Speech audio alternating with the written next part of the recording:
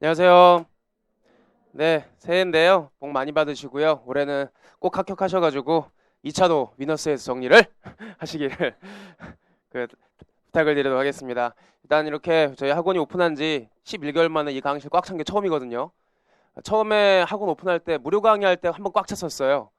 그리고 유료 강의하면서 꽉 찬 게 오늘 처음인데, 아무튼 대단히 이렇게 에, 높은 관심을 보여주셔서 대단히 감사합니다. 그런 의미로요. 오늘 점심은 저희가 피자를 할 테니까 일단 반 나눠가지고 이렇게 피자를 좀 이렇게 할 거거든요. 그러니까 점심은 저희랑 같이 이렇게 하셨으면 좋겠습니다. 자, 일단 제가 강의를 어떻게 진행할 건지 내용을 좀 말씀을 드리도록 하겠습니다. 우리 시험이 일자가 나왔죠? 4월 29일이고요. 1차 시험은 내년 4월, 올해군요. 올해 4월 29일이고요. 그리고 2차 시험은 7월 29일, 3개월 후에 바로 2차 시험이 진행되게 됩니다. 처음 알았어요, 오늘? 4월 29일이 시험인 거 막 쓰시는 분들이 계시네. 4월 29일 일요일이고요. 앞으로 지금 남은 시간이 한 4개월 정도. 많은 시간이죠? 정말 긴 시간입니다. 정말 긴 시간인데 마음먹기에 따라서 금방금방 시간이 지나가기 때문에요. 짧은 시간일 수도 있고 그렇습니다. 네, 4월 29일 1차 시험을 준비하면서 객관식 종합반에 이제 여러분 들어오셔서 공부를 하실 텐데 일단 제가 재무회계를 맡고 있기 때문에요. 재무회계 얘기 먼저 한번 해보도록 하겠습니다. 강의는 일주일에 5번 월화수목금 쭉 진행을 할 거고요.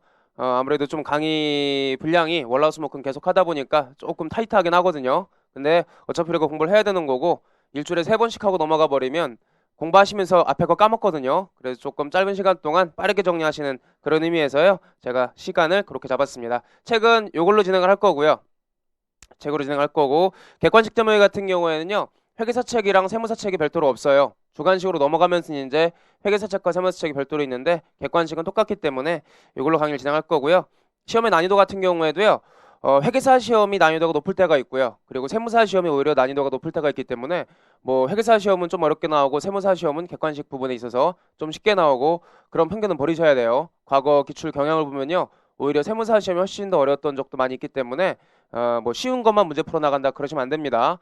작년 같은 경우에는 회계사 시험이 조금 더 어려웠고요. 세무사 시험이 조금 더 쉬웠는데 작년 것만 보고 그러시면 안 돼요. 과거 경험으로 볼 때는 세무사 시험이 어려운 적이 훨씬 더 많았었기 때문에요. 차별할 두지 마시고 여러분께서 충분히 좀 많은 문제를 푸셔야 되고요.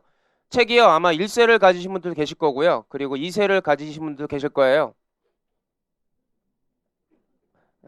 출간일이 출간일 좀 보도록 하세요. 출간일이 10월 14일로 되어 있는 책이 있을 거고요. 앞페이지에 있습니다. 앞부분에. 그리고 출간일이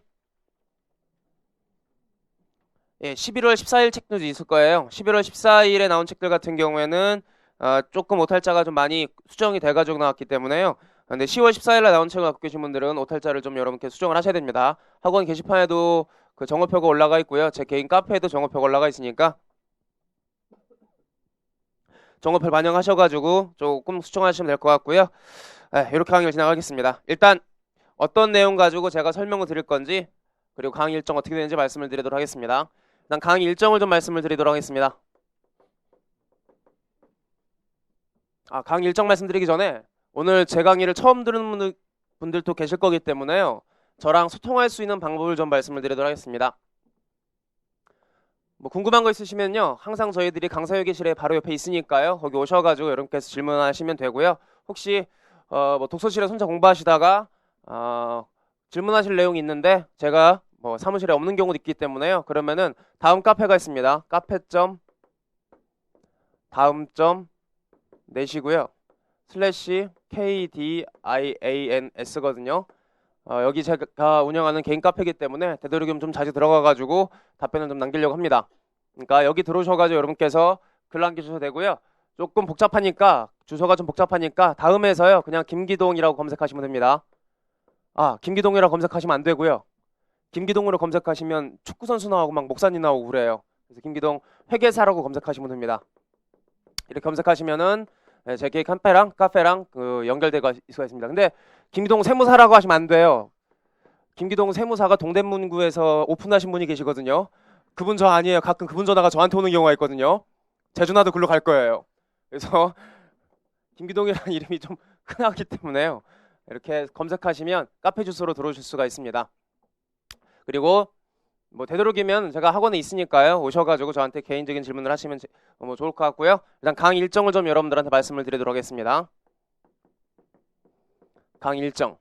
강의 일정은 우리가 지금 17회 강의가 계획되어 있거든요. 17회 강의가 계획되어 있습니다. 보통 제가 지금 온라인에 올라가 있는 강의 같은 경우에는요, 10월 달에는 강의를 회계사 종합반에서 18을 했고요. 그리고 온라인 또 올라가 있는 것 중에 12월 달에 강의한 게 있거든요. 단가반으로 제가 이런 게 있는데 그건 20회 강의를 했어요. 고급 회계 쪽을 좀 충분히 하다 보니까 강의 시간이 좀 많아졌는데 우리 시험 같은 경우에는 고급 회계 부분이 그렇게 많이 나오지 않아 가지고요. 제가 일단 중급 회계 부분에 조금 가중치를 더 가지고 많이 더 강의를 할 거고요. 고급 회계 쪽은 나올 거로 예상되는 부분들만 좀 찍어서 여러분들한테 강의를 하도록 하겠습니다. 뭐 고급 회계를 공부 안 하시면 계실 거기 때문에요. 1차 시험에 그냥 목적적합하게 제가 설명한 수준으로 그렇게 넘어가도록 하겠습니다. 물론 고급 회계를 충분히 하신 분들 같은 경우에는 제가 이제 조금 스킵하면서 고급 회계 설명할 거기 때문에 좀 부족하실 수 있을 거예요. 그런 부분들은 제가 뒤에다가 온라인으로 별도로 열어드릴 테니까요. 그렇게 보충을 하시면 될 것 같습니다. 강의 시간은 4시간이고요. 4시간이고 토탈 4시간에 걸쳐서 17번 강의가 진행이 되고 우리 챕터가 총 25개의 챕터로 되어 있거든요. 25개의 장으로 되어 있는데 뭐 1회차 강의에서 한 1.5챕터, 1.5장 정도 진행이 될 거다라고 여러분께 생각하시면 돼요. 그래서 혹시 예습을 이렇게 해오시는 분들이 있으시다라면요. 오늘 수업 끝나면 다음 시간에 수업할 내용은 1.5장 정도 더 나간다라고 생각하고 예습을 해갖고 오시면 됩니다. 안 하실 거죠? 예습 안 하실 거기 때문에 그냥 수업에 오셔가지고 참여하시면 돼요. 자, 두 번째. 첫 번째는 좀 강의 일정을 좀 말씀을 드렸고요. 두 번째는 출제 경향에 대해서 제가 여러분들한테 말씀을 드리도록 하겠습니다. 출제 경향에 대해서 아무래도 시험 문제가 어떻게 나오는지 여러분들께서 감을 가지시고 접근하는 가장 좋기 때문에요. 이것부터 먼저 말씀을 드리도록 하죠. 우리 세무사 시험 같은 경우에는 재무회계가 언제 시험을 보냐면요. 2교시에 봅니다. 1교시, 2교시, 3교시로 구분되는데 2교시에 시험을 보게 되고요. 2교시에 상법이랑 상법과 재무, 그러니까 회계학이죠. 상법과 회계학이 같이 시험 문제가 나오게 됩니다. 토탈 80분이고요. 시험 문제 수는 다 아시겠지만 상법도 40문제고 그리고 회계학도 40문제죠. 물론 상법이 아니라 민법을 하실 수도 있죠. 민법을 하시면 되시고 뭐 그런데요. 아무튼 상법과 회계학 합쳐가지고 80분인데요. 80분이면 상법에서 1분 한 문제죠. 상법에서 1분 한 문제고 재무회계도 1분 한 문제잖아요. 그래서 이게 사람이라면 풀 수 있습니까? 1분당 한 문제를 풀 수 있을까 우리가? 1분당 한 문제를 저는 풀 수 있을까요? 못 풀어요. 어떻게 1문제당 한 문제를 풀어요? 물론 풀 수는 있죠. 정답이 중요하지 않다라면 1분당 한 문제는 제가 풀 수 있습니다. 그런데 아무래도 우리가 시험이 100점 만점으로 보는 시험이 아니기 때문에요. 60점 만점, 100점 만점이죠. 100점 만점 맞으려고 하는 게 아니라는 거죠. 우리 시험이라는 게 결국엔 60점만 넘으면 되는 시험이기 때문에요. 60% 정도 커버한다고 생각하시고 여러분께서 공부를 하시면 될 것 같습니다. 그래서 1분당 한 문제, 40문제이기 때문에요. 40문제이기 때문에 1분당 한 문제씩 여러분들이 풀어나간다고 생각하시면 돼요. 그런데 이 책에 있는 문제를 이렇게 풀어보시면요. 저랑 같이 객관식 문제 푸시면 가끔 이런 거 질문을 계시거든요. 난 1분당 한 문제가 안 풀리는데 어떻게 시험장에 1분당 한 문제 푸냐. 처음에 문제 푸실 때는요. 책을 보시면 아시겠지만 책에 제가 체크박스를 이렇게 해놨거든요. 체크박스를 1회독, 2회독, 3회독, 4회독 여러분들 최소한 4번 이상은 책을 보셔야 되기 때문에요.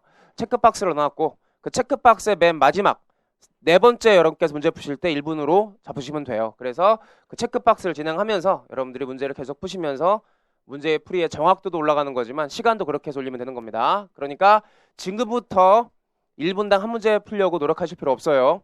가끔 보면은 아까도 제가 좀 일찍 와가지고 뒤에서 바라봤는데요. 이거 뭐라고 하죠 이거를? 타임워치라고 하나요? 스탑워치라고 하죠? 스탑워치.